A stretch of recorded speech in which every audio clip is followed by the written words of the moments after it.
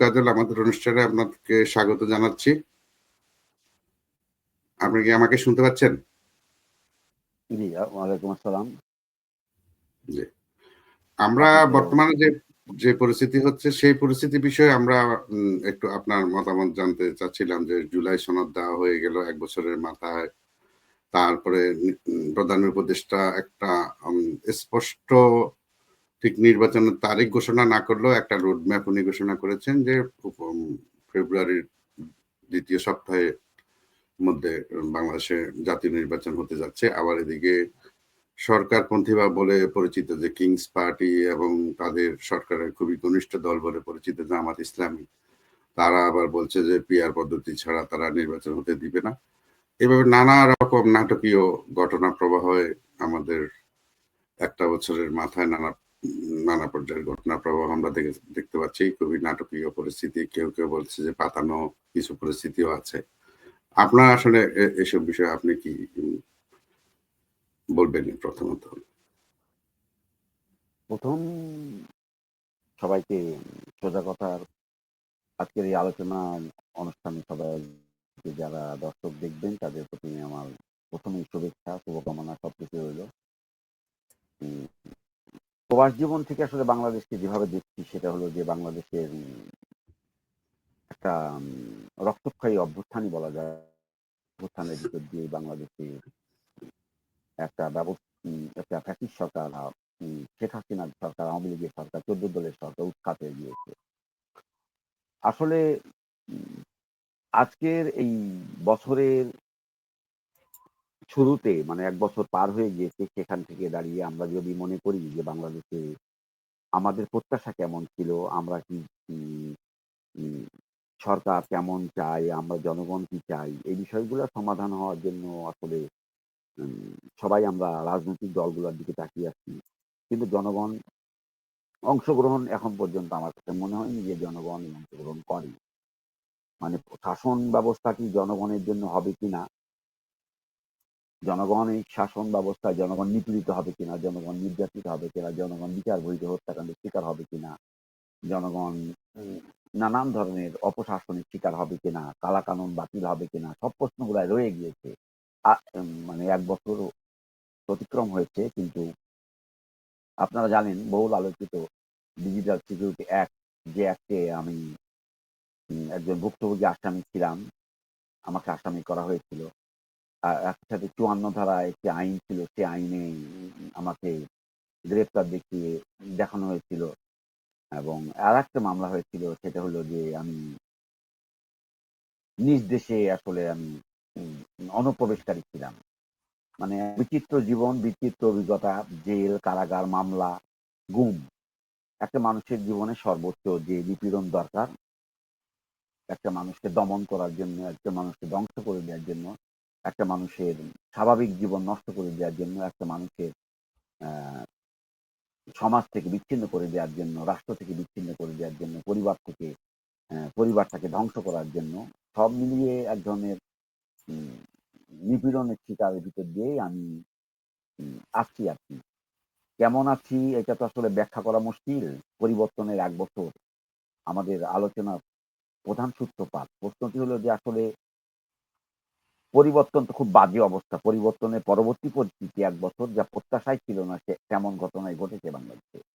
রাজনৈতিক দলগুলি কোনো দায়িত্ব পালন করতে পারেনি। একেবারেই পারেনি, আমি মনে করি যে পারেনি তারা। পারলে আজকের বাংলাদেশ যে ১ বছর আগে যে ১ বছর পর এসে যে অনিশ্চয়তা, নির্বাচন, গণতন্ত্র, বাকস্বাধীনতা,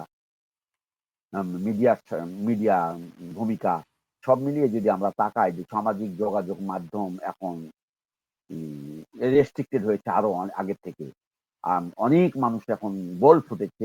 আমি আপনি যখন কথা বলতাম বাংলাদেশে দুঃশাসনের বিরুদ্ধে, অপশাসনের বিরুদ্ধে কিংবা মৌলবাদী কোনো অপকর্মের বিরুদ্ধে, হুম, সবকিছু মিলিয়ে বাংলাদেশের একটা সুস্থ ধারা রাজনীতির পক্ষে যখন কথা বলতাম, তখন বাংলাদেশে আজকে যারা বোল ফুটেছে আমি বলি এদেরকে। ৫ই আগস্টের পর মানুষের বোল ফুটেছে। বোল মানে কথা বলার স্বাধীনতা পেয়েছে। কথা বলার স্বাধীনতা অর্জনের জন্য যে ত্যাগ আমরা করে গেলাম বাংলাদেশে, যে ভূমিকা আমরা পালন করে গেলাম, সেটার সাথে যদি আমি মিলাতে চাই আজকের বাংলাদেশ, নিশ্চয়ই এটা আমার কাঙ্ক্ষিত বাংলাদেশ না। আমি মূলত যেটা মনে করি যে একটি সমাজ, একটি রাষ্ট্র, একটি পরিবার তার সুসম্পর্ক, ভালো সম্পর্ক আ এবং সঠিক অভিভাবকত্বের প্রশ্নটা জরুরি হয়ে দাঁড়ায় যে সেটা কেমনভাবে সুষ্ঠুভাবে পরিচালিত হবে কিনা। ৫৪ বছরের ইতিহাসে বাংলাদেশে কখনো, কখনো ভালো সময় গিয়েছে, সামান্য সময়। উম কিন্তু দিনকে দিন আমরা দেখেছি যে সময় মানে 71 এর ইতিহাস যদি আমরা তাকাই তাহলে 71 এর পর আমরা ৫২ থেকে শুরু করতে পারি। অনেকে আবার ৪৮ মানে ৪৭ বলে। হ্যাঁ, মেনে নিলাম ৪৭। সবই মেনে নিলাম। কিন্তু স্বাধীন বাংলাদেশ যে 71 এই গঠন হয়েছে, বাংলাদেশ নামে একটা রাষ্ট্রটি আলাদাভাবে একটি রাষ্ট্র হিসেবে স্বীকৃত হয়েছে, সেটার সাথে সামগ্রিক অনেক লড়াইয়ের ফসল তো একটা বাংলাদেশ ভূখণ্ড, রাষ্ট্র, সরকার তৈরি হয়েছে। কিন্তু কোন ক্ষেত্রে এই বাংলাদেশে সঠিকভাবে পরিচালিত হয়নি। এখনো হুম, আপনার সাথে আমি দীর্ঘ আলোচনার ভিতর দিয়ে যে কথা বলতে চাই যে আমরা মানবাধিকারের কথা বলি, আমরা গণতন্ত্রের কথা বলি, আমরা সুশাসনের কথা বলছি, আইনের শাসনের কথা বলছি। আমরা কি দেখছি এই ১ বছর ধরে? আমরা কি দেখলাম যে একটা নতুন জেনারেশন যারা উম এই অভ্যুত্থানের পার্টিসিপেটরি এবং তারা অংশগ্রহণকারী এবং এখানে নানান ধরনের কথা উঠে আসলো। ১ম এ বৈষম্যবিরোধী আন্দোলন, ছাত্র আন্দোলন, তারপর থেকে এনসিপি, এরপরে ধরেন ব্যাঙের ছাতার মতো রাজনৈতিক দল গঠন। ব্যাঙের ছাতার মতো তে- পরিবর্তন আমি দেখছি ব্যাঙের ছাতার মতো। কাজটা কি এদের? আপনি যদি ফলো করেন আমার কাছে মনে হয়েছে সবাই যে এরা লুকিয়ে ছিল শেখ হাসিনার শাসনকালে এদের ওই যে অপকর্মগুলা তারা করতে পারেনি স্বাধীনতার নামে, সেই শেখ হাসিনা চলে যাওয়ার পর তাদের বিকাশ ঘটে গেল বাংলাদেশে। বিস্ফোরণ ঘটল এবং শেখ হাসিনার শাসনকাল মানুষ আগেই ভালো ছিলাম কথাটা এমনভাবে বলার পর্যায় তৈরি করা হলো বাংলাদেশে যে মানুষ এখন সন্ধ্যার পরে মানুষ বেরোতে ভয় পায়। মেয়েরা তো খুবই নিরাপত্তাহীনতায় চলে গেছে। বিশ্ববিদ্যালয়গুলি মৌলবাদী সংগঠনগুলা পশ্চাৎপদ বিজ্ঞান ভিত্তিক যাদের কোনো স্বপ্নই নেই, বিজ্ঞান ভিত্তিক তারা আ আ মানে আপনি যদি বিজ্ঞান বলতে সামাজিক যোগাযোগ মাধ্যম বোঝেন তাহলে তো ভুল হবে বিশ্বাস। এটি বিজ্ঞান বলতে একটি বিজ্ঞানের একটি অংশ। মতামত প্রকাশের একটি মাধ্যম। সেই মাধ্যমকে আপনি উৎকর্ষতা বলতে পারেন না। এটি যেমন ধরেন এই যে স্টেমে আমরা কথা বলছি, এটি একটি ব্যবস্থা তৈরি করেছে সেটাতে আমরা ব্যবহার করছি। মানে আমরা যেটা আমরা সেটা ব্যবহার করছি। Facebook আমরা ব্যবহার করছি, সামাজিক যোগাযোগ মাধ্যম আমরা ব্যবহার করছি। একটা সমাজ বা একটা দেশ বা একটা রাষ্ট্র সামনে কিভাবে আগায়? কিভাবে আগায়? সেটা পরিবর্তনটা কিভাবে হয়? আপনি আমি না চাইলেও তো পরিবর্তন হয়েছে বারে। হুম। কেউ চায় না পরিবর্তন হোক। পরিবর্তনটা তো কারোর উপরে নির্ভর করে না। পরিবর্তনের জন্য আমরা সিচুয়েশন যে তৈরি হয়। বিষয়টা আপনাকে আপনার সাথে একটু যোগ করতে চাই যেটা হচ্ছে যে আমরা যে বিষয়টা যে গত বছরের 5ই আগস্টে সারা দেশে যেভাবে ছাত্রদের আন্দোলনকে আসলে ঘিরে বা কেন্দ্র করে সাধারণ মানুষের মধ্যে যে সাধারণ মানুষ যে আকাঙ্ক্ষা দেখেছিল যে একটা মুক্তির আকাঙ্ক্ষা নিয়ে তারা উম, স্বৈরাচার ফ্যাসিস্ট বিরোধী আন্দোলন করেছিল এবং সেই সরকার বাংলাদেশ থেকে তারা পালিয়ে গেছে এবং এমনকি এমন পালানো যে বাইতুল মোকাররমের ক্ষতি পর্যন্ত পালিয়ে গেছে। দেখ সেটা আমরা জানি না তারা যদিও বলেন একটা কথা তারা প্রায়শ বলেন যে একটা মেট্রিকুলাস যেটা আমাদের প্রধান উপদেষ্টা বর্তমান 8ই আগস্ট 2024 যে সরকারটা গঠিত হয়েছে তার প্রধান উপদেষ্টা বলেছেন যে ডক্টর ইউনূস বলেছেন যে এটা সাধারণভাবে পরিবর্তন হয়নি একটা ম্যাট্রিকুলাস প্ল্যানের অধীনে এই পরিবর্তনটা হয়েছে।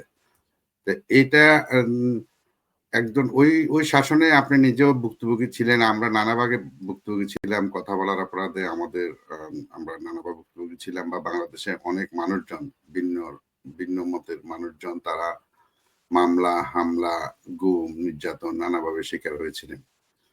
আমরা এটা অস্বীকার করব না যে সেই আমলে উন্নয়ন অবশ্যই হয়েছে, নানা ক্ষেত্রে উন্নয়ন হয়েছে নানা ক্ষেত্রে অগ্রগতি হয়েছে জাতির এসব ক্ষেত্রে বিশেষ করে নারী শিক্ষা এবং অবকাঠামো অনেক ক্ষেত্রে উন্নয়ন হয়েছে কিন্তু সেই উন্নয়নকে উন্নয়নকে অজুহাত করে জনগণকে ভোটের অধিকার থেকে বঞ্চিত করা হয়েছে এবং ভিন্নমতকে নানাভাবে দমন করার চেষ্টা, একটা বিশেষ করে প্রধান যে রাজনৈতিক প্রতিদ্বন্দ্বী তাকে নিশ্চিহ্ন করে ফেলার চেষ্টা করা হয়েছে এবং কিছু অপ্রাতিষ্ঠানিক শক্তিকে, রাজনৈতিক শক্তি যারা বাংলাদেশের পক্ষে কখনো কাজ করেনি তাদেরকেও নানাভাবে উৎসাহিত করা হয়েছে ওই রাজনীতিকে, প্রধান বিরোধী দলকে নিশ্চিহ্ন করার জন্য।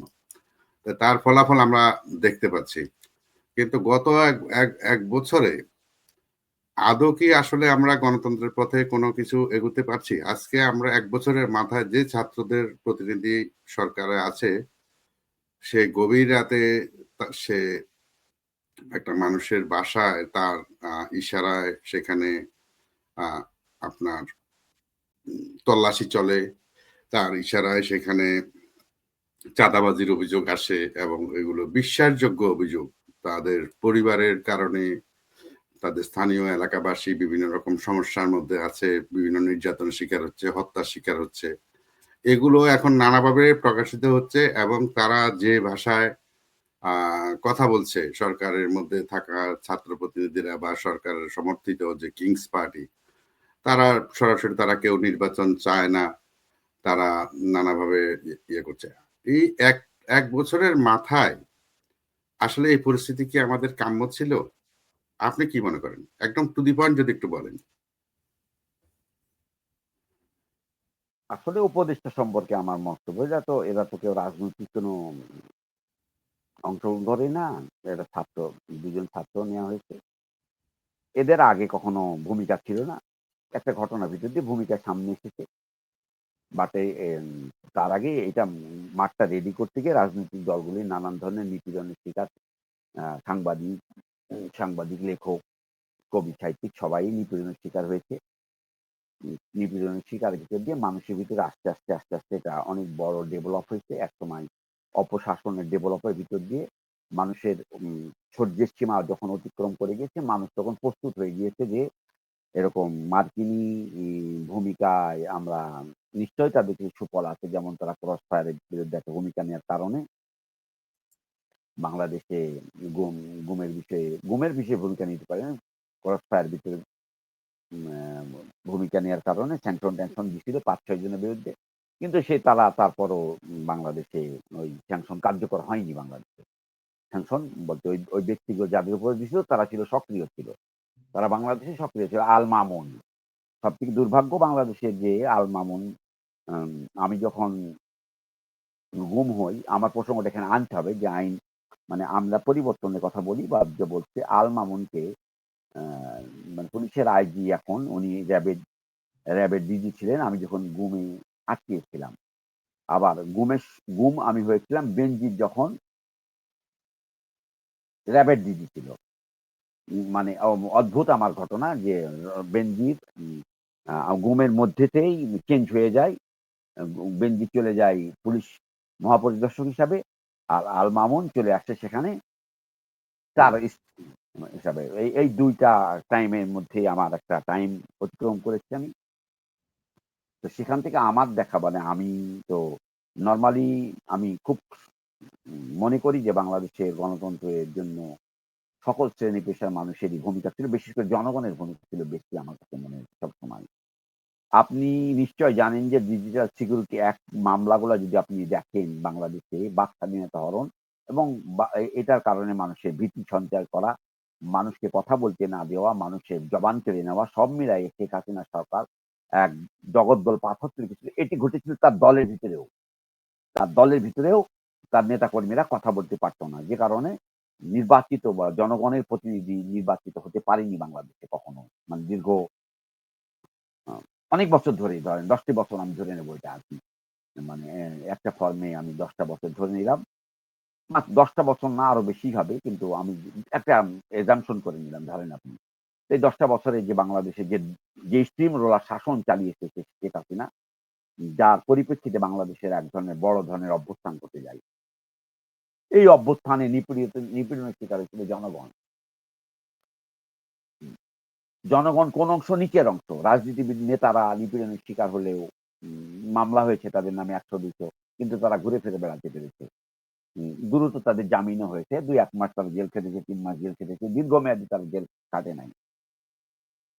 শেখ হাসিনা খুব ট্যাকটিক্সটা খুবই ভালো যে জনগণকে নিপীড়ন করতে একসময় জনবিস্ফোরণ হয়ে গেল বাংলাদেশে। আর এইটাকে নেতৃত্বের দাবিদার হয়ে গেল, এই অভ্যুত্থানের নেতৃত্বের দাবিদার হয়ে গেল জানি না কি যেন একটা সংগঠন আছে, জানি কি যেন নাম এটা আরকি। আরে কলিমুল্লাহর নাম চলে আসে। এই যে নতুন সংগঠন এরা দাবিদার হয়ে বসলো যে আমরা করেছি এইটা। আমরা করেছি এই অভ্যুত্থান, আমরা করেছি ম্যাট্রিক করে ডিজাইন। আসলে ডিজাইন বলে কিছুই ছিল না। মানুষের যে দেয়ালে পিঠ থেকে গিয়েছিল, মানুষ তখন আর বিকল্প রাস্তা না, দেখে এই যে একটা কথা বলে যে যদি এদের ব্যাপারে কোনো সক্রিয় যারা ছিল সেদিন নেতৃত্বে ছাত্রদের মধ্যে তাদের দিক থেকে একটা কথা বলে যে হ্যাঁ তোমরা তো কিছুই করতে পারোনি আমরা। আপনার কি মনে হয় এই যে যদি ছাত্রদের নেতৃত্বে যদি এই আন্দোলনটা না হতো শেখ হাসিনা বা ফ্যাসিস্ট সরকারের কি তারা তারা কি আসলে থাকতে পারতো না? এটা এই পরিবর্তনটা কি অবশ্যম্ভাবী ছিল না কোনো না কোনো ভাবে? হ্যাঁ, না একটা হাসি আমার কাছে হাসি হুম, লাগলো যে হুম, আসলে আমি না থাকলে হবে না, সে না থাকলে হবে না। ব্যাপারটা এরকম না তো। এটা হলো যে হুম, আপনাকে যদি ন্যাচারাল সায়েন্স যদি আপনি বুঝতে চান, যে সমাজবিজ্ঞান যদি আপনি না বুঝতে পারেন তাহলে সংকটটা অন্য জায়গায় ভাই। হুম, যেটা হলো যে সমাজ তার নিজের গতিতেই চলে। এটা হুম, আপনার উপরে নির্ভর করে সমাজ চলে না। একটা হুম, রাষ্ট্র যখন নিপীড়ক হয়ে যায়, জনগণ তখন প্রতিরোধের জন্য যোদ্ধা হয়ে তৈরি হয়ে যায়। এই এই যুদ্ধায় যতজন মারা গিয়েছে তার সবই সাধারণ মানুষ। আপনি ঢাকা বিশ্ববিদ্যালয়ের মতো একটা ঐতিহ্যবাহী জায়গায় ছাত্ররা মোটেও আমি মনেই করি না ছাত্ররা মূল ভূমিকা পালন করেছে। হ্যাঁ, ঢাকা বিশ্ববিদ্যালয় থেকে বিস্ফোরণ ঘটেছে। আবার ছাত্ররা পালিয়েও গিয়েছে।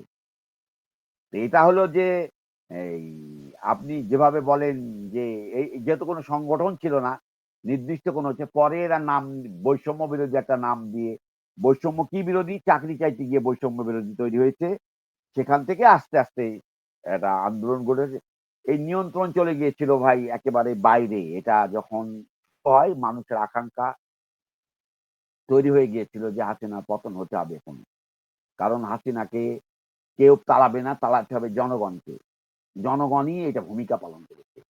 এই জনগণ সবসময় আপনি ৯০ এর অভ্যুত্থান বলেন, আপনি যদি ৬৯ এর অভ্যুত্থান বলেন, ৭১ এর যুদ্ধ বলেন, সবসময় জনগণ পার্টিসিপেট করেছে। জনগণ। দ্যা ফার্স্ট প্রায়োরিটি হলো জনগণ। জীবন দিয়েছে জনগণ, ফল ভোগ করছে লুম্পেন লুটেরা গোষ্ঠী। যারা মেটিকুলাস ডিজাইনের কথা বলে এরা হলো আফটার অভ্যুত্থান, হাসিনা পলায়নের পর একটি মানুষও বলতে পারেনি হাসিনা পলায়ন করবে। হাসিনা চলে যাওয়ার পর আপনি বলছেন ব্রেকিং নিউজ।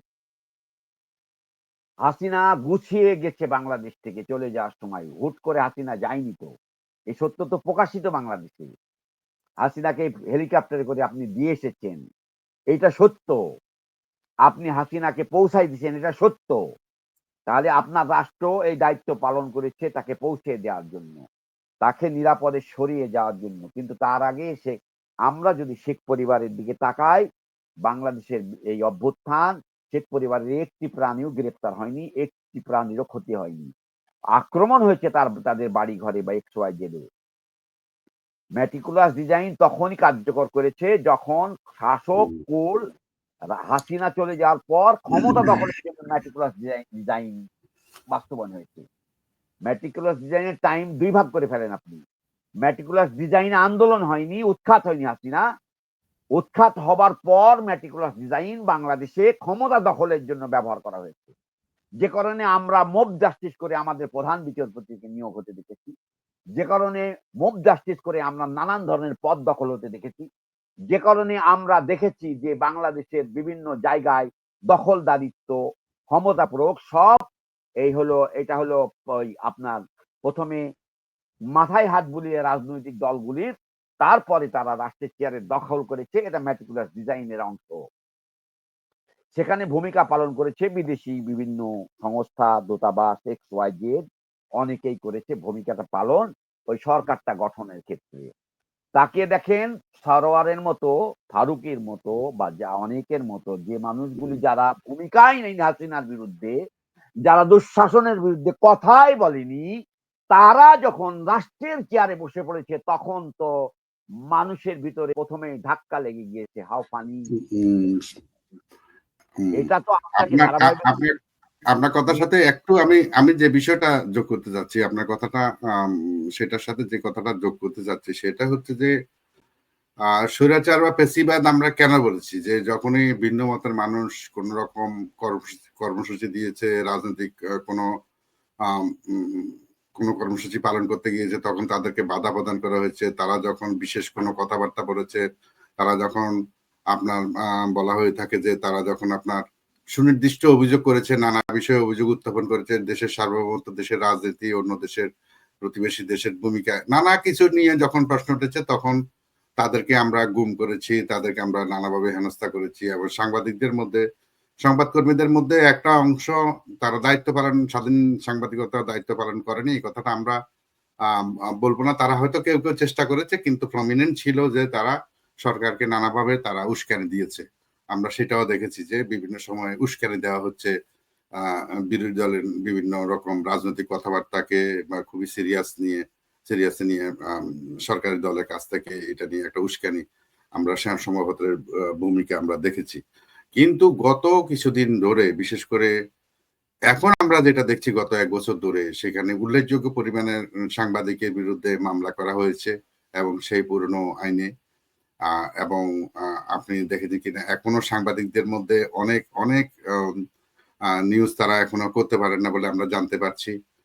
এমনকি আপনি আরেকটা বিষয় দেখবেন যে তার মানে প্রত্যেককে, যেমন প্রধানমন্ত্রীর প্রধান উপদেষ্টার প্রেস উপদেষ্টা সাংবাদিক সম্মেলন করে তিনি বলছেন যে এই এলাকায় শ্রদ্ধা নিবেদন করা যাবে না, ওই এলাকায় করা যাবে না।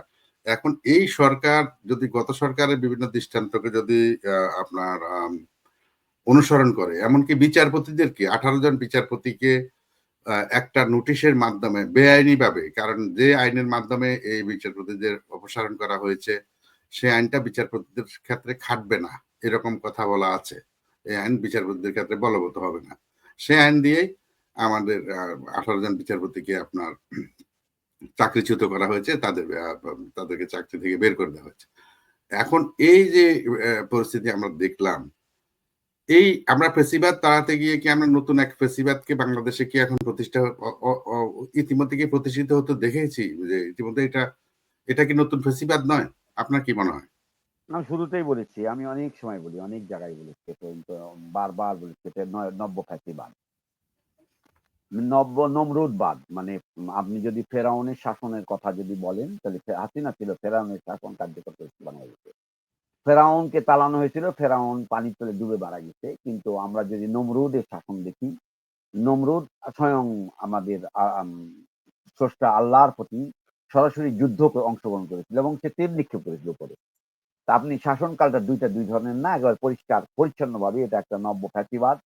এবং যারা এখন পর্যন্ত এই ফ্যাসিবাদের আশায় প্রত্যাশায় বসে আছে যে ফ্যাসিবাদ স্বেচ্ছায় চলে যাবে, ফ্যাসিবাদ নির্বাচন দিবে, অনেক ঘটনা বাকি আছে, 6 মাস এখনো বাকি আছে।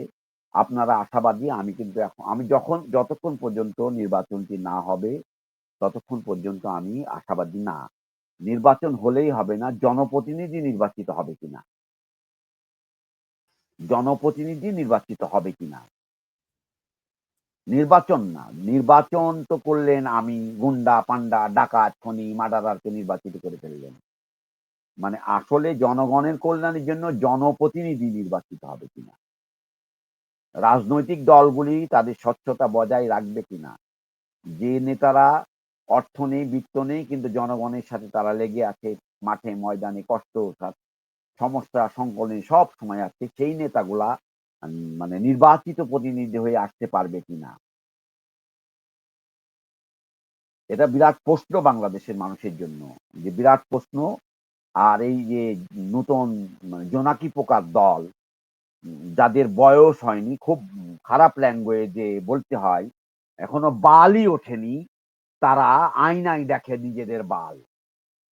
ঠিক আছে, আমার বক্তব্য আপনার কাছে শ্লাঘ মনে হতে পারে, যারা জীবনের কোনো নিজস্ব অভিজ্ঞতা নাই, নিজের লেখাপড়ার অভিজ্ঞতাটুকুই নাই, তারা রাষ্ট্র পরিচালনায় বসে রাষ্ট্রের কি বেহাল দশা করেছে বাংলাদেশে, জনগণকে জিজ্ঞাসা করলে আপনি জানতে পারবেন। একজন রিকশাওয়ালাকে কি কারণে আপনি গ্রেফতার করছেন? কেন? ধরেন আপনি বঙ্গবন্ধুকে ঘৃণা করেন, এক্স ওয়াই ডবল করেন। না, আপনি বঙ্গবন্ধুকে আপনি ঘৃণা করতে পারেন। বাংলাদেশের ৩০% মানুষ কিন্তু বঙ্গবন্ধুকে তো ঘৃণা করে না। আপনি ঘৃণা করছেন না। আপনি তার কর্মকে সমালোচনা করবেন। আপনি অন্যের মতকে প্রকাশিত হতে দিবেন। আপনি যারা মূল অপরাধী তাদেরকে আপনি একটা নিউজ করেছেন আজকেই যদি বলি যে প্রসঙ্গটা এসেছে আপনার সামনে যে ৪০,০০০ কোটি টাকা সন্ধান পাওয়া গিয়েছে। কোথায়? পাচারের। আচ্ছা ভাই, পাচার তো লক্ষ হাজার কোটি টাকা, ১০ লক্ষ হাজার কোটি টাকা পাচার হয়েছে। আমরা কত টাকা উদ্ধার করতে পেরেছি এখন? কত টাকা আমরা কি জানতে পারি?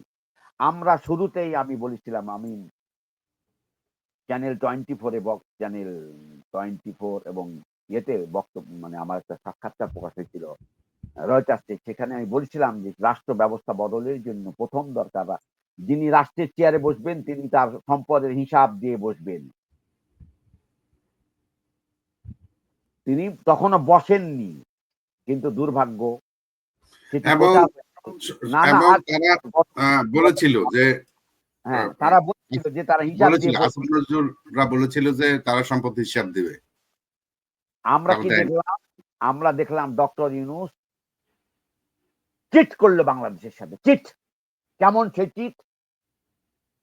নিজের করের মামলা প্রত্যাহার, গ্রামীণ ব্যাংকের সুবিধা নেওয়া, নানান ধরনের সুযোগ সুবিধা নিলেন আচ্ছা, ব্যক্তি ইউনূস সুবিধা নিয়েছে, বাকিগুলা কি বসে আছে? বাকিগুলা তারপরে নিশ্চয়ই একজনও আবার বসে নেই, একজন একজনও বসে উপদেষ্টার নেই। বিষয়ে আমি বলি আপনাকে, ভাই আমি বলি, I don't believe anybody উপদেষ্টা যে তারা চুরি করেনি বাংলাদেশে। একটি ফেরেস্তাও নেই বাংলাদেশে। আর স্বজন প্রীতি আছে, নিয়োগ আছে, নানান ধরনের রাষ্ট্রীয় পদে আছে, ঢুকে গিয়েছে। আপনি যদি বিবিসি সংবাদদাতা বাংলাদেশে আজকে যদি দেখেন, বাংলাদেশের রাষ্ট্রদূত বাংলাদেশের প্রেস মিনিস্টার হিসাবে সে আছে, সে কি বাংলাদেশে ফেরত যাবে? বলেন। সে কি জানতো না যে তত্ত্বাবধায়ক এই সরকারের আয়ু মাত্র ১ বছর? আমি বিবিসির চাকরি ছেড়ে দিয়ে চলে যাচ্ছি লন্ডনে কেন? What is this? এটা মানে কি? আমি বলতে চাই, আমার জানার ইচ্ছা তো, আমার জানার ইচ্ছা খুব, অনেক জানার ইচ্ছা। যে আপনি তো জানেন ১ বছর, ১.৫ বছর, ২ বছর মধ্যে চরম ঝাটকা খাবে সরকার। কোনোভাবে যাদের কোনো বেজ লাইন নেই, ডক্টর ইউনূসের নিজের কিছু নেই। জনগণ, সে গতকালকে বলেছে আমাকে জনগণ শোনাচ্ছে। What the hell are you talking doctor Yunus? আপনি কি বলেন এ কথা? জনগণ বলেছে। আমি তো কাজল আপনাকে আপনার মতো লোককে আমি তো চাইনি রাষ্ট্রে। কখনো চাইনি, কোনোদিন চাইনি, একটা মুহূর্তের জন্যও চাইনি। কেন চাইনি? আপনি ফ্যাসিবাদ বিরোধী কোনো ভূমিকা নেননি। আপনি হাসিনা বিরোধী কোনো ভূমিকা নেননি। আপনি দুঃশাসন বিরোধী কোনো ভূমিকা নেননি। আপনি গুম বিরোধী কোনো ভূমিকা নেননি। আপনি বাক স্বাধীনতা হরণের বিরুদ্ধে কোনো ভূমিকা নেননি। আপনাকে কেন আমি রাষ্ট্রের প্রধান হিসাবে দায়িত্ব পালন করার জন্য বলবো?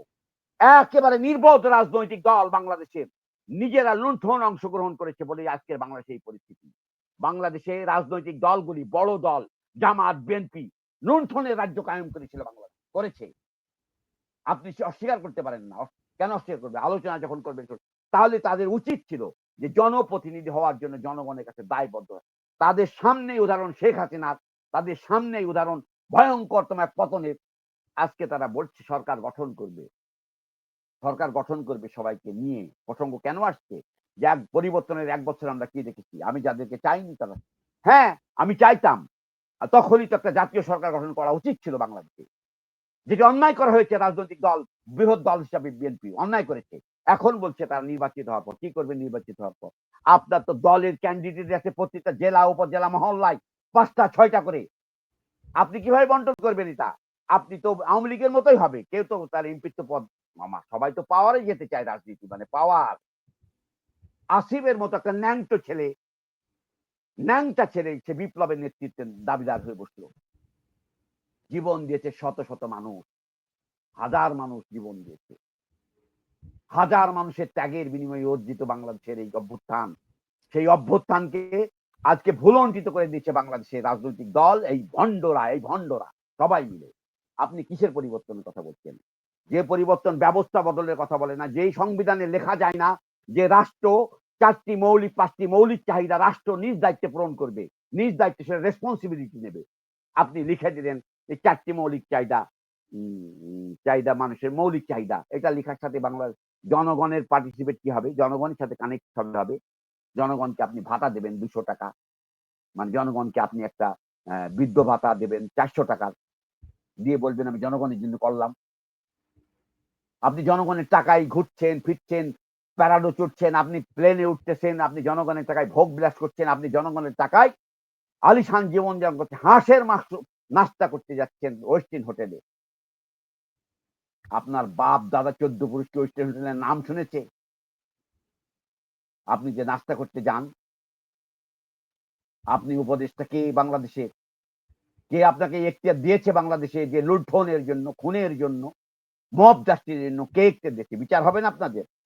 কি বিচার? তো জনগণ, আপনার বিচার কখনো কোনোদিনই কখনো মানে সঠিক বিচার মানুষে করতে পারে না, এটা বিচার হয়ে যায় প্রকৃতির ভাবে। আজকে আর্মি বাংলাদেশের একটা অথর্ব বাহিনীতে পরিণত হয়েছে।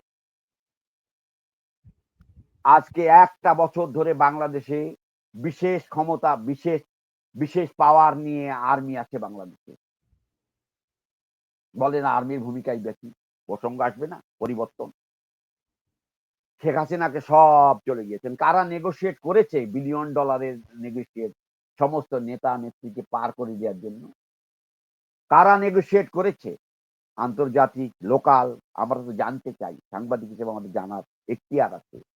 আমরা জানতে চাই যে আর্মি এই কাজটি করতে পারে কিনা। পারে না, আইনগতভাবে পারে না তারা। কিন্তু এবং আমরা না, কি দেখলাম, আমার সিলেটে যে সাদা পাথর, যে সরকার এই একটা পাথর রক্ষা করতে পারে না, সে সরকার কিভাবে নির্বাচন প্রক্রিয়ার মতো একটা কঠিন কাজ শেষ করবে? যে সরকার মানে সাধারণ মানুষের এখন পর্যন্ত 1 বছর হয়ে গেছে, এখন পর্যন্ত পুলিশ বাহিনীকে পুনর্গঠিত করতে পারে নাই, আইন শৃঙ্খলা পরিস্থিতির উন্নতি করতে পারে নাই, আইন শৃঙ্খলা পরিস্থিতি স্বাভাবিক করতে পারে নাই, যাদের বিরুদ্ধে 8 জন উপদেষ্টার বিরুদ্ধে সরাসরি অভিযোগ এসেছে, সুনির্দিষ্ট অভিযোগ এসেছে দুর্নীতির, এবং একজন উপদেষ্টার বিরুদ্ধে সরাসরি চাঁদাবাজিতে জড়িত থাকার অভিযোগ এসেছে। 8 জন কেন বলছেন ফারুক ভাই? এভরিবডি করাপ্টেড, এভরিবডি রাষ্ট্রকে ব্যবহার করে নিজেদের বেনিফিট অর্জন করেছে, নাথিং এলস। এবং সেখানে কি ঐক্যমত কমিশন, সংস্কার কমিশন, আমরা যে নির্বাচন সংস্কার কমিশনের যে লোকটা দেখছি যে ডক্টর বদিউল আলম মজুমদার, এদেরকে আমরা গত সরকারের সময়ও নানাভাবে আমরা তাদেরকে সরকারের স্টেক হোল্ডার হিসেবে তারা নানাভাবে সরকার থেকে সুবিধা নিয়েছে। নির্বাচন হয়নি এদেশে, কিন্তু নির্বাচনের বাজেট এসেছে, পর্যবেক্ষণের বাজেট এসেছে, গবেষণার বাজেট এসেছে। এইসব বাজেট গুলা কার পকেটে গেছে? এই ডক্টর বদিউল আলম মজুমদার এখন উনি বিশেষ কমিটির সদস্য ঐক্যমত কমিশনে। আমরা তো জানি যারা কাজ করছে তাদের অবস্থা কি, জানি আমরা তাদের চরিত্র কি, আমরা তো তাদের সম্পর্কে কিছু জানি। তারা কিসের ঐক্যমত করবে? আপনি কি সালিশ করে কি আপনি ঐক্যমত করতে পারবেন? না, জাতির ভিতর থেকে একটা ঐক্যমত আসবে। জাতির একটা রিকনসিলিয়েশন যেখানে করেন না, সেখানে আপনি ঐক্যমত কিভাবে করবেন? যেখানে রিকনসিলিয়েশনের কোন প্রসেস আপনি দেন নাই। যারা গত সরকারের আমলে বিভিন্ন দায়িত্বে ছিল, মনে করেন বিভিন্নভাবে সরকারি বেসরকারি বা যারা পাবলিক হিসাবে বিভিন্ন আপনার দায়িত্ব পালন করেছে, পেশাজীবী ছিল, তাদেরকে তো নানাভাবে একটা সরকারের সাথে মানুষের কাজ করতে হয়। এটা হচ্ছে বাস্তবতা। আমরা অনেক সময় বলি যে পশ্চিমা সরকারদেরকে আমরা বা বিভিন্ন সরকারকে আমরা যখন প্রশ্ন করছি তাদের প্রতিনিধিকে, যে তুমি জানো যে এরশাদ স্বৈরাচার, বা তুমি জানো যে এই সরকারটা ঠিক মতো কাজ করতেছে না, এই আর্মি সরকার জনগণের ক্ষতি করতেছে, তুমি মানবাধিকারের কথা বলো বা তাদের সাথে কাজ করো কেন? তখন তারা একটা কথা বলে যে এটা তুমি শূন্যতার সাথে তুমি যুদ্ধ করতে পারবে না। তোমাকে একটা মেকানিজমে সবার সাথে, যতক্ষণ সেই পাওয়ারে আছে ডিফ্যাক্টো, ততক্ষণ পর্যন্ত তাকে তুমি সেভাবে তার সাথে তোমার লেনদেন করতে হবে। এটা হচ্ছে বাস্তবতা। তাহলে সেই ক্ষেত্রে করে কি, আপনার 15-16 বছর নানা মানুষজনে সরকারের সাথে জড়িত ছিল নানাভাবে, পেশার কারণে সে সরকার অংশ না হয়ে সে একটা পাবলিক মনে করেন একজন মিডিয়ার সদস্য, সে প্রধানমন্ত্রী বিট কাভার করতো। এখন প্রশ্ন ওঠে যে রিকনসিলিয়েশনটা কখন আসে, যে এর মধ্যে কারা সরকারের মানে সহযোগী হিসেবে ছিল আর কারা নিজেদের প্রফেশনাল দায়িত্ব পালন করেছে। হ্যাঁ, কারা বিশেষভাবে সরকারের সাথে মিলেমিশে সরকারি দলের লোক বা প্রশাসনের লোক সরকারের সাথে মিলেমিশে জনগণের বিরুদ্ধে ভূমিকা পালন করেছে, অর্থ সম্পদের মালিক হয়েছে। এই রিকনসিলিয়েশনের মাধ্যমে সাধারণত সমাজকে এইভাবে একটা অর্গানাইজ করা হয়। আপনি একটা নির্দিষ্ট পরিমাণ 10% মানুষ বা 20% মানুষ বা 25% মানুষকে আপনি একদম বাদ দিয়ে দিবেন, আপনি একদম তাদেরকে আপনি শেষ করে দিবেন, এটা তো এই এই এই সভ্য পৃথিবীতে হয় না। তাদের তাদের অংশগ্রহণও বিভিন্নভাবে দরকার আছে এবং একটা প্রক্রিয়ার মধ্যে সমাজে শান্তি শৃঙ্খলা স্থাপন করার জন্য এই প্রক্রিয়াগুলো সাধারণত অনুসরণ করা হয়। আর এখন পর্যন্ত তাদের মধ্যে রিকনসিলিয়েশন কোনো প্রশ্ন নাই, আপনার জাস্টিস এনশিওর করা, কোনো বিচার করার কোনো দিকে কোনো খেয়াল নাই তাদের। এখনো তারা কোনো বিচার দূরে থাক, তারা ভালো করে তদন্ত পর্যন্ত করতে পারতেছে না, সবাইকে নিয়ে খুনের মামলা ঢুকাইতেছে। তারপরে মনে করেন যে অন্য সংস্কার সংস্কার তারা কি করবে সংস্কার, মানে যারা একটা একটা পুলিশ বাহিনীকে সবচেয়ে গুরুত্বপূর্ণ, যেটা 2 দিনের জন্য যদি সরকার হয় তাহলে আধা দিন ব্যয় করার কথা শুধু পুলিশ বাহিনীর পিছনে, কারণ যেটা বেসিক সেটা তারা করতে পারে নাই। তারা এখন এখন উনি আপনার নির্বাচনের কথা বলেছেন, প্রধান উপদেষ্টা আবার বলতেছেন যে হ্যাঁ এই অবস্থায় নির্বাচন হলে কি হবে না হবে। আমি এত দোদুল্যমানের মধ্যে আসলে আপনি যে কথাটা বলেছেন যে আপনি বিশ্বাস করেন না যে উনি ইচ্ছা করে ক্ষমতা ছাড়বেন, এটা আপনি বিশ্বাস করেন না, তাহলে আমাদের কি আবারও কি পথে নামতে হবে না, বা কি প্রক্রিয়া ওনার বিদায়টা হবে, আপনি কি মনে করেন? দেখেন, ইতিমধ্যেই এটা এদের তাদের আমি অন্যভাবে দেখি জিনিসটা, যে হাসিনা একজন দুঃশাসক, উনি চলে গিয়েছেন বিদায়, মানে এই ভিতরের অপর পাটে আরো দুঃশাসক লুকায় ছিল, যারা হাসিনার শাসনকালে মাথা চালা দিয়ে উঠতে পারেনি বা ওই রকম দখলদারি বা ওই রকম পজিশনে যেতে পারেনি। এটা হাসিনা চলে যাওয়ার পর একটা ভ্যাকুয়াম তৈরির পর এই ব্ল্যাঙ্কে এই শয়তান পাপিষ্টরা এসে বসে পড়ে। ওইটা ম্যাটিকুলাস ডিজাইন যেটা বলে, পাপিষ্টের দল। এরা অনাচার, পাপাচার, ব্যভিচার আক্রান্ত গোষ্ঠী। আমি এইটা আমার একটা স্লোগান, যে রাষ্ট্র যখন নিজে ব্যভিচারে আক্রান্ত হয়, অনাচারে আক্রান্ত হয়, পাপাচারে আক্রান্ত হয়, সেই রাষ্ট্রের জন্য আর একটা বিকল্প রাস্তা তৈরি হয়ে যায়।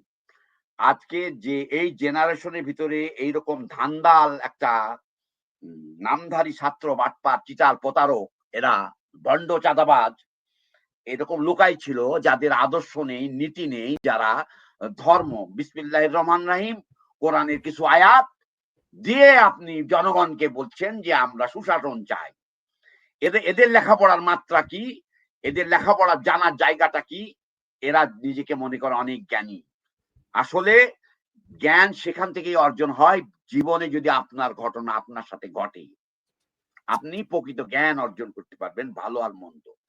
রাষ্ট্র পরিচালনায় তারা না চিনত নেতাদেরকে, না চিনত কোন সাংবাদিককে, তারা একটা ঘটনার ভিতর দিয়ে 36 দিনের ভিতর দিয়ে তারা বাংলাদেশে নিজেদেরকে বেশ কয়েকজন দুর্ধর্ষ চাঁদাবাজ, আমি এদেরকে বলি, এই হাসনাত, এই যে এরা, এই যারা আসছে, এরা দুর্ধর্ষ চাঁদাবাজ। মূলত এরা ওই যে ঘাপটি মেরে থাকতো, শিবির ওই ছাত্রলীগের ভিতরেই থাকতো।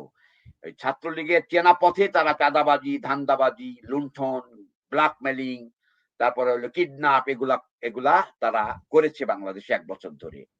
তারা জানে যে একটি নির্বাচিত, আমি যেখানে যেতে চাই আর যে আলোচনাটা নিতে চাই, যে ইউনূস সরকার, মানে কাল সকালবেলায় ইউনূস সরকার থাকবে না, আপনি এনসিপি নামে রাজনৈতিক দল আর থাকবে না বাংলাদেশে, আর্মি সরে যাবে। এদেরকে নির্বাচিত অনেক কঠিন কাজ, নির্বাচন, জনগণের ভোট পাওয়াটা অনেক কঠিন। আর জনগণের ভোটের জন্য জনগণের সাথে সম্পর্ক থাকা লাগে। আপনি 15 দিন 20 দিনের সম্পর্কের ভিতর দিয়ে জনগণের ভোট নেবেন, আপনি কি কোনো গায়েবী শক্তির মালিক নাকি? আর রাষ্ট্রের প্রধান চেয়ার ডক্টর ইউনূস নিজে ভোট দাঁড়িয়ে জিততে পারবে কেন? গ্যারান্টি দিলাম সে জিতবে না ভোটে কোথাও, তার ভোটে কোনো জিতার ক্ষমতা নাই। যদি সে ক্ষমতা বল প্রয়োগ না করে, যদি মেকানিজম না করে, তাহলে সে নির্বাচনে জিততে পারবে না। আর এই দুধের বাচ্চা, দাঁত পড়েনি, দাঁত ওঠেনি, এখনো দুধের দাঁতই ভাঙেনি, তারা আজকে রাষ্ট্র পরিচালনায় নিয়ে গেছেন আপনি। মানে ইচ্ছা করে নিয়ে গেছে। এগুলা কিন্তু আপনারা যদি ভেবে থাকেন যে এটা ওই যে ম্যাটিকুলাস ডিজাইন, এটা হলো একটা গেম। আন্দোলনকারী শক্তিগুলাকে ভেঙে দেওয়া, আন্দোলনকারী ছাত্রদের ভিতরে বিভেদ সৃষ্টি করা, আন্দোলনের মূল স্টেক ছাত্র এবং শ্রমিকরাই হয় মূলত আন্দোলনের লড়াকু ফোর্স।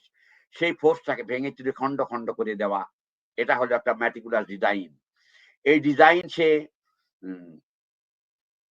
বাস্তবায়ন করেছে বাংলাদেশে তার কিছু নিজস্ব এজেন্ডা বাস্তবায়নের জন্য। সে হঠাৎ এসে আবার বলছে গতকালকে যে আমি জনগণ আমাকে বসাইছে।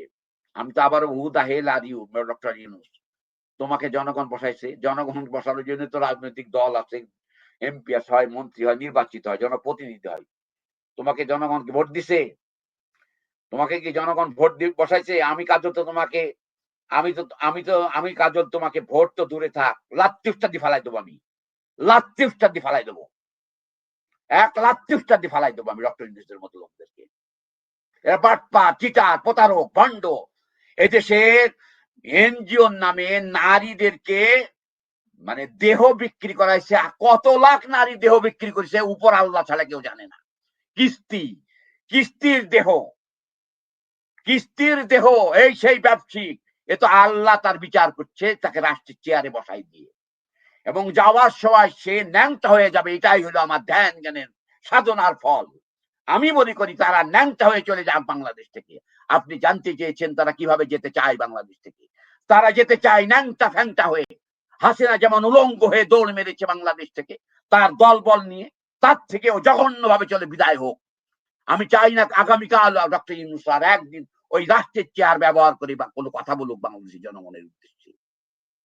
আমি চাই আজকেই নির্বাচনের জন্য মানে নির্বাচনকালীন সরকার গঠন করে বাংলাদেশে এখনই গণতন্ত্র ফেরানোর জন্য রাজনৈতিক দলগুলিকে ঐক্যবদ্ধ হয়ে এখনই দখল নিয়ে নিতে হবে রাষ্ট্রটাকে। আজকে আপনি দেশের রাষ্ট্রপতির আপনি ছবি ফেলে দিচ্ছেন, রাষ্ট্রপতির চেয়ারে বসে আছে, তাকে কু করেছেন কালকে? আপনি সংবিধানে বাংলাদেশের অর্জিত সংবিধান, ৩০ লাখ শহীদের রক্তে অর্জিত সংবিধান, বাংলাদেশের পতাকা, বাংলাদেশের জাতীয় সঙ্গীত, আপনি সেগুলোকে বিতর্কিত করে দিয়েছেন বাংলাদেশে। ইচ্ছা করে করেছেন আপনি ডক্টর ইউনূস বাংলাদেশে। আপনার এই উপদেষ্টা গোষ্ঠী, একজন সামিয়া চৌধুরী, ফরাদ মাজার, কিছু মনে করেন না, তার বউকে দিয়েছে এক লাইনে, সে আর এক ডায়লগ দিয়ে বেড়ায় বাংলাদেশে। এইরকম ভণ্ড প্রতারকদের দল বাংলাদেশে আজকে দুঃশাসন কায়েম করেছে জনগণের উপরে। জনগণের কথা বলে, জনগণ চিনিস কাকে তুই বেটা? কোন জনগণকে চিনিস তুই বেটা না? কোন জনগণের সাথে তোর সম্পর্ক আছে বাংলাদেশে?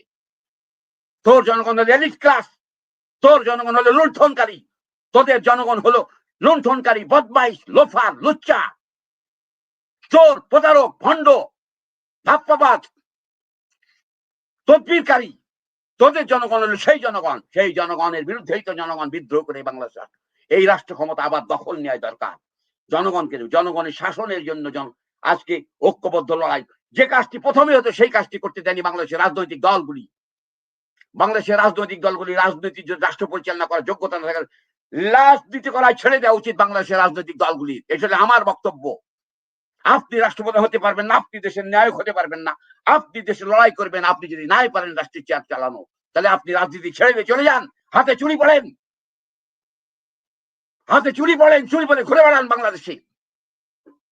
জনগণের উদ্দেশ্যে কি বক্তব্য দেন? ঐক্যবদ্ধ রাজনৈতিক দল সিট বন্টন করে কি জনগণের সমস্যার সমাধান হবে নাকি বাংলাদেশে? পররাষ্ট্র মন্ত্রণালয় একটা ফোনে জারি করে দিচ্ছে যে আপনি রাষ্ট্রপতি ছবি না হবেন। What the hell? কি রাষ্ট্র? কি এটা? কি এই বিচার বিবেক অবৈধ হয়ে গেছে বাংলাদেশে।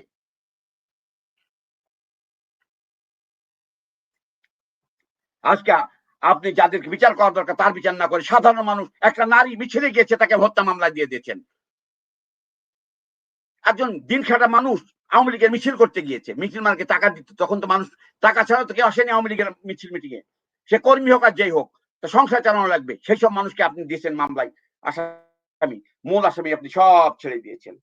অস্ত্রধারী আসামি, বড় বড় অস্ত্র যারা ব্যবহার করেছে, যারা অস্ত্র রাখছে, যারা ক্যাডার, আপনি জেল খালি করে দিয়েছেন সন্ত্রাসীদেরকে, আপনি জেল খালি করে দিয়েছেন মৌলবাদ জঙ্গিদেরকে। আপনি আবার বলেন কথা বলেন, এগুলো বললেই তো হবে আইনের শাসন। কোথায় আছে আইনের শাসন বাংলাদেশে? সবচেয়ে ইন্টারেস্টিং হচ্ছে যে মানে আপনার সাবেক রাষ্ট্রপতি হামিদ সাহেব যখন বাইরে গেল তখন তারা শুরু করলো যে হ্যাঁ এটা অনেক সাবোটাজ হয়ে গেছে, এই হয়ে গেছে, সেই হয়েছে। উনি যখন আবার ব্যাক করে আসলো, আমার ইন্টারপোলের মাধ্যমে ফিরে নিয়ে আসবে এই স্বরাষ্ট্র উপদেষ্টা। তারপরে আবার উনি যখন ব্যাক করে আসলো তখন ওনাকে আর কিছু করার, আমরা চাই না যে রাজনৈতিক হয়রানি, আমরা চাই না আসলে যেই করুক। এমনকি আপনার যারা কেন রাজনৈতিক হয়? আব্দুল হামিদকে অন্যায় করেনি বাংলাদেশে? হ্যাঁ, যারা যে অপরাধটা করেছে, এখন আপনি খায়রুল হক বিচার বিভাগের তার রায়ের যে ট্যাম্পারিংটা আছে, সেই ট্যাম্পারিং এর ক্ষেত্রে তার বিরুদ্ধে যে অভিযোগটা আছে, আপনি তার বিরুদ্ধে সেই মামলা না দিয়ে আপনি তাকে হত্যা মামলায় আপনি তাকে গ্রেপ্তার করছেন। এই আসিফ নজরুল কি জানে না এই মামলাগুলো টিকবে না? এখন আসিফ নজরুল্লাহ হয়তো একটা সমঝোতা আছে কিনা আওয়ামী লীগের সাথে, যে আমরা হোক এভাবেই হইলে আমাদের উপর যাতে গায়ের উপর না আসে, এবং নির্বাচিত সরকারের উপর আসলে বার্ডেনটা দিয়ে দিবে, তারা যদি সেভাবে বিচার না করতে পারে তাদেরকে সহজে দোষারোপ যাবে। এই কারণে না সম্ভবত আমি একটা কথা বলি, নির্বাচিত সরকার যারা আসবে তারা কি এই বিচারের বাইরে থাকতে পারবে নাকি? এই বিচার তো না, তাদের এড়াতে পারবে না। স্পেশাল গেমের মধ্যে পড়বেই। হ্যাঁ, এখন এখন আসিফ নজরুল্লাহ তাহলে গত 1 বছরে কি করলো? তারা সে বলতেছে আমাদের লুণ্ঠন, ব্যর্থতা হচ্ছে লুচ্চামি, পান্ডামি, লুচ্চামি, ভণ্ডামি, বাটপারি, চিটারি, প্রতারণা, এগুলাই আসিফ নজরুল্লাহ করেছে 1 বছর ধরে। আর কি এবং করেছে? মানুষজন ডক্টর মানে কলিমুল্লাহ, নজরুল হাসান কলিমুল্লাহ, সে তার বিরুদ্ধে বেগম রোকেয়া বিশ্ববিদ্যালয়ে অভিযোগ ছিল, তার বিরুদ্ধে দুর্নীতির অভিযোগ ছিল, এগুলো আমরা দেখেছি। কিন্তু যখনই সে কথা বলা শুরু করলো বিভিন্ন মাধ্যমে, তখনই আপনি মানুষকে সে একই আমলের মতো, যে আপনি যখনই মানুষ কথা বলবে তখনই তার মামলা বের করে নিয়ে আসবেন, তখনই তাকে দুর্নীতির মামলা, এই মামলা, সেই মামলা, এই মামলাগুলো তুলে নিয়ে আসবেন। এগুলো তো আসলে কাঙ্ক্ষিত না। তার বিরুদ্ধে যদি কোনো ইয়ে থাকে, এরপরে আবার শুরু হয়ে যায় কি আপনার সোশ্যাল মিডিয়ার মধ্যে, হ্যাঁ সে এই করেছে, সে করেছে। আপনার এখন মানে সোশ্যাল মিডিয়া, সরকার যেমন একটা অস্থিরতা, আপনি সোশ্যাল মিডিয়াতে দেখবেন যে একটা মারাত্মক অস্থিরতা কাজ করতেছে। আগে আমরা ফ্যাসিস্টের বিরুদ্ধে সংগ্রাম করেছি, এক টোনে ইয়াটা করেছি। এখন 5ই আগস্টের পরে বেশ কিছু বিপ্লবীর জন্ম হয়েছে। আপনার এইসব এই গুপ্ত বিপ্লবীর জ্বালায় আপনি সোশ্যাল মিডিয়া তো এখন কাজ করা যাচ্ছে না। তারা কি বলতেছে, এবং মানে সরকার যেমন এলোমেলো চলতেছে, সোশ্যাল মিডিয়াকেও তারা এলোমেলো করে দিছে। এখানে লক্ষ লক্ষ টাকা আপনার খরচ করা হচ্ছে ম্যানিপুলেশনের জন্য, মানুষের স্বাধীন মতামতকে আক্রমণ করার জন্য। মানে যে কোনো ভাবে আপনি যদি একটা ভ্যালিড কোশ্চেন ওঠেন, সেখানে তারা নিয়ে আসবে 47, নিয়ে আসবে আপনার 71, নিয়ে আসবে আপনার 72 to 75। আবার 72 to 75 ভিকটিমদের যদি রাজনীতির কথা বলেন, শিয়া শিকদারের কথা তারা বলে। আবার শিয়া শিকদার রাজনীতির কথা বললে বলবে যে আর ওটা তো সন্ত্রাসী কার্যক্রম ছিল। তাহলে সন্ত্রাসী মানে ওদের এইভাবে, মানে বাংলাদেশে মনে হয় সম্ভবত এইরকম পরিস্থিতি, একটা কোমা সরকার, একটা কোমায় থাকা একটা সরকার, অথর্ব সরকার, পাশাপাশি সব দিকে সমাজের মধ্যে যে একটা অস্থিরতা, যে মানুষের মধ্যে যে অসহায়ত্ব, এত অসহায় মনে মানুষ কখনো ছিল না, এমনকি আপনি চরম কল্পনা স্বৈরাচার করতে আমলে। পারবেন না, আমি এক কথা বলি, বাজারের খবর বলি এবার। আপনি জানেন না বাজারে মানুষ বাজার করতে পারে না এখন আর। জিনিসপত্র বেচা কিনা হয় না। এমনি খাদ্য তো খাওয়া লাগে, তাই কম কম আর বেশি করে কিনা লাগে। কিন্তু সেটা সামর্থ্যের বাইরে চলে গেছে মানুষের। মানুষ একটা বিশাল জনগোষ্ঠী। আপনি যেভাবেই দেখেন, যে অ্যাঙ্গেল থেকেই দেখবেন, একটা জনগণ, একটা বড় অংশ। আপনি নির্বাচনের কথা বলছেন, আপনি তো নির্বাচনে একটা বড় ধরনের ফাউল গেম খেলতে যাচ্ছেন আগামী দিনে। মানে হাসিনা যে নির্বাচন করে গেছে, আপনি তো সেই নির্বাচনী পথে হেঁটে গেছেন। আপনি কিভাবে মানে ইনক্লুসিভ নির্বাচনী করবেন আমাকে বলেন। আমি বুঝলাম। তাহলে আওয়ামী লীগের যে মানে আপনি আওয়ামী লীগের 34% লোক বা 35% লোক বা 25%, সর্বনিম্ন 25% লোক মানে রাষ্ট্রবিরোধী, রাষ্ট্রে তাদের কোনো অধিকার নেই, তারা কেউ না, তাদের ঘরবাড়ি পুড়িয়ে দেবো, মব জাস্টিস করবো, তাদের নিয়ে মামলা করবো। মামলার বাণিজ্যে 6 লাভ কোর্ট বারান্দা এখন। মামলা বাণিজ্যে 6 লাভ। আজকে সেই মামলার ভুক্তভোগী কারা? সাধারণ মানুষ। সাধারণ মানুষ। আর অসাধারণ মানুষ যারা, তাদের তো লুণ্ঠনের টাকা আছে। তাদের প্রশ্ন বাদ দেন, তারা সংখ্যায় কত? এটা গোনা সংখ্যা। এই যে আমরা যেমন দেখছি 4,000 40,000 কোটি টাকা পাচার করেছে, 365টা 364টা 95টা না 365 65টা মাধ্যম ব্যবহার করেছে, পাসপোর্ট আছে 300টা, অ্যান্টিগুয়া, নিকারাগুয়া, অমুক তমুক, এই সেই, হ্যাঁ? মানে যেখানে পাচার হয়েছে টাকা, তা এইরকম ভাবে মানে আমরা যে 10 লক্ষ আদায় কোটি টাকা পাচার হয়েছে তার কোনো নেই। বাংলাদেশের অর্থনীতি মুখ থুবড়ি পড়িয়াছে। আজকেই আমার পরিবারের সাথে আমি কথা বলেছি, মুখ থুবড়ি পড়িয়েছে। ধন্যবাদ জনাব শফিউল আলম কাজল, শফিউল ইসলাম কাজল। আমরা দর্শক, আমরা এতক্ষণ জনাব সাংবাদিক শফিউল ইসলাম কাজলের সাথে কথা বললাম সরকারের নানা বিষয়। এই সরকার যে নানাভাবে নানা ক্ষেত্রে ব্যর্থতার পরিচয় দিয়েছে এবং আবারও আপনাকে বলি, একটা কথা বলি, সেটা হলো যে সরকার, এটাকে সরকার আমি কখনোই বলিনি, কোনোদিনই বলিনি, এরা হলো বিদেশি এজেন্ট। বিদেশি এজেন্ট হোক, সমস্যা নেই, এরা দেশপ্রেমিক না, এরা দেশদ্রোহী এবং দেশবিরোধী। আপনি বলেছেন যে এরা, আমি বলি যেটা সেটাই আমার কাছে পরিষ্কার। আমার ভাবনার জগৎ, এখানে আমার বক্তব্য, এখানে আপনার কোনো বক্তব্য না, আমার বক্তব্য। আমি বিশ্বাস করি এদের বিচার হতে হবে বাংলাদেশে। আমি বিশ্বাস করি হাসিনার যেমন বিচার হবে, পাল্টা যারা পিছন থেকে মানে কাছে থেকে হত্যা করেছে তাদেরও বিচার হবে বাংলাদেশে। এটা হবে বাংলাদেশে। কিভাবে হবে? আইনগতভাবে হোক, বেআইনগতভাবে হোক, বিচার কিন্তু বাংলাদেশে ঘটে যাবে। আপনি কোনোভাবেই রুখতে পারবেন না। আপনি আমার বাড়ি জ্বালিয়ে দেবেন আর আমি আপনার বাড়ি জ্বালাবো না, এই স্বপ্ন দেখাতাম না, নির্বোধের কাজ। আপনি গণতন্ত্রের নামে, গণতন্ত্র হলো পরমত সহিষ্ণুতাকে গণতন্ত্র বলে। গণতন্ত্র কাকে বলে? পরমত সহিষ্ণুতাকে গণতন্ত্র বলে। আওয়ামী লীগ যে অপরাধটি করেছে তার থেকে যদি আমি বেশি অপরাধ করে ফেলি তাহলে আমি নিশ্চয়ই আরো বড় অপরাধী। ওই জন্য আমি নাম দিয়েছি নমরুদের শাসন। ইউনূসের শাসন নমরুদের শাসন। ইকুইভ্যালেন্ট ইউনূস হলো নমরুদ। ধন্যবাদ আপনাকে। দর্শক, আমরা আবারও কথা বলবো শফিউল ইসলাম কাজলের সাথে। আমরা দীর্ঘ সময় আপনার আলোচনা শুনলেন। এই অনুষ্ঠান যারা পরবর্তীকালে দেখবেন তাদের সবাইকে আমরা আমাদের পক্ষ থেকে শুভেচ্ছা জানাচ্ছি। আজকে এই রোববার, এই সপ্তাহান্তের লন্ডন থেকে আপনাদের সাথে আমরা যুক্ত ছিলাম। বাংলাদেশে আসলে যে বর্তমানে যে পরিস্থিতি, আমাদের অনেক কথাই বলতে হয়, বলতে ইচ্ছা করে, তারপরে আমরা অনেক সময় আসলে এই বিষয়গুলো আমরা সেভাবে অনেক সময় হয়তো বলতে পারি না সময়ের কারণে, বা এত চাপ আসলে মানসিকভাবে নেওয়া যায় না। সবচেয়ে বড় সমস্যা হচ্ছে যে মানসিকভাবে অনেক চাপ নেওয়া যায় না, কারণ এই সংগ্রামের মধ্য দিয়ে আমাদেরকে চলতে হচ্ছে।